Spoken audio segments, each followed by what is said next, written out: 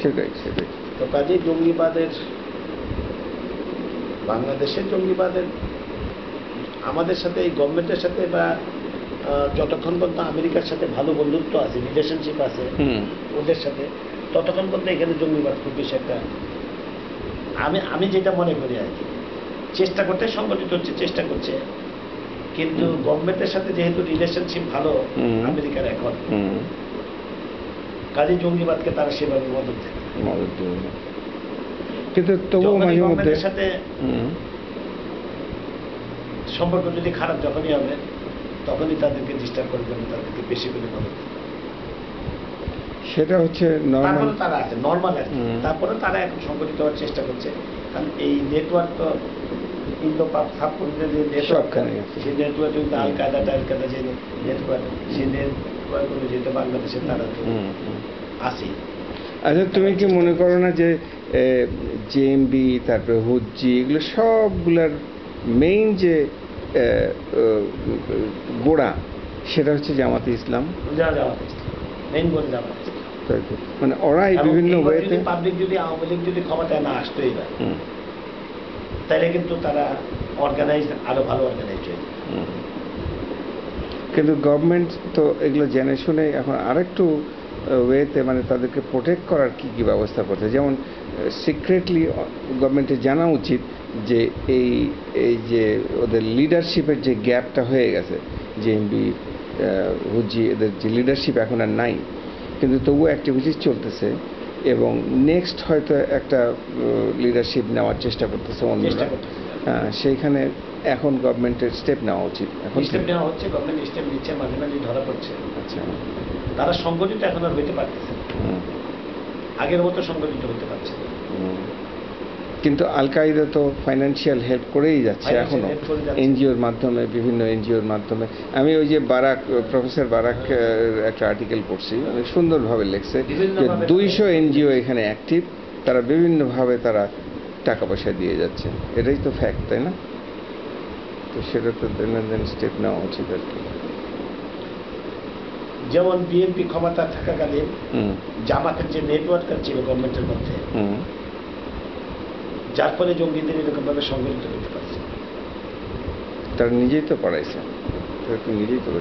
এই যে 21শে আগস্টের গ্রেনেডে একটা সভ্য দেশে একটা ওপেনলি কিল হলো, অথচ তার বিচার নাই। এটা আমি তো বলতে পারি না অন্যান্য দেশে কেন এটা হচ্ছে না। সেই সময় বিচার নাই, একটা কি বোকাস একজনকে দাঁড় করায় দেওয়া হলো, থিয়েটার করলো। সেগুলোকে আবার নতুন করে করা উচিত, নতুন করে আবার এই গভর্নমেন্ট ফিরে নিয়ে আসা উচিত এবং সেগুলো দেখা উচিত। আর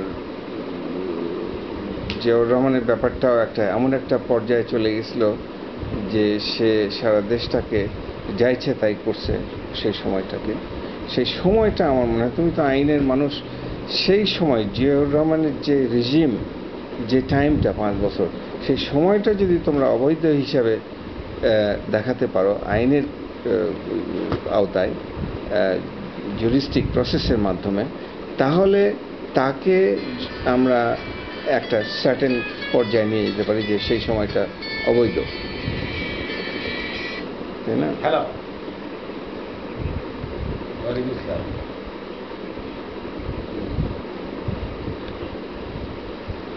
তো ঠিক আছে, আমি 10টায় তোমরা অর্গানাইজ করে আমার বাসার থেকে যেতে লাগবে। রিপোর্টার্স ইউনিটিতে তো, রিপোর্টার্স ইউনিট নিচে তো, আমার বাসার থেকে যেতে লাগবে 5 মিনিট। কাজে তোমরা, আমি 10টার থেকেই বাসায় রেডি থাকবো, তোমরা ফোন করার সাথে সাথে আমি রওনা হয়ে যাবো। আমার কাইন্ডলি বেশি আগে ফোন করবো না, আমার চাইতে লাগবে কিন্তু 5 মিনিট তোমরা শুরু করে দিবো, আমি 5 মিনিটের মধ্যে বেশি।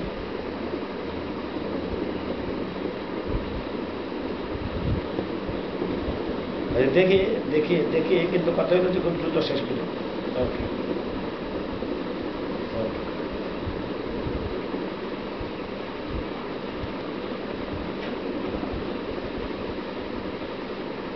তো সে ব্যাপারে তোমাদের কোনো চিন্তা ভাবনা আছে সেই সময়টাকে, জিয়াউর রহমানের সময়টাকে একটা চ্যালেঞ্জ করা, যে আমরা ওই সময়টাকে অবৈধ বলে হিসাব করতেছি, তাহলে হ্যাঁ, কিন্তু এই জিনিসটাকে চিন্তাভাবনা গভর্নমেন্টের এই মুহূর্তে আর ওই ব্যাপার নিয়ে কিছু চিন্তা নাই। হুম, আর জিও নম্বরের সংবিধানের যে অ্যামেন্ডমেন্ট সেগুলো তো হাইকোর্ট সেগুলো তো হয়েই গেছে, সেগুলো তো আস্তে আস্তে করেই ফেলেছে।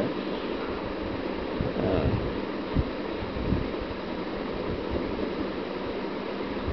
সেটাই।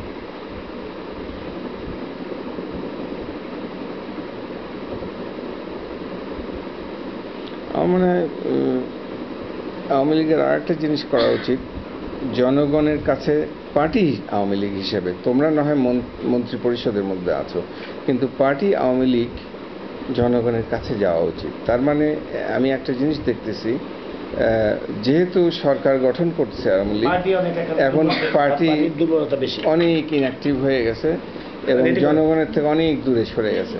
আমরা খাই নেই। চলো, তাই না? কথা ঠিক না? হ্যাঁ, খুবই খারাপ অবস্থা, পার্টির অবস্থা খুবই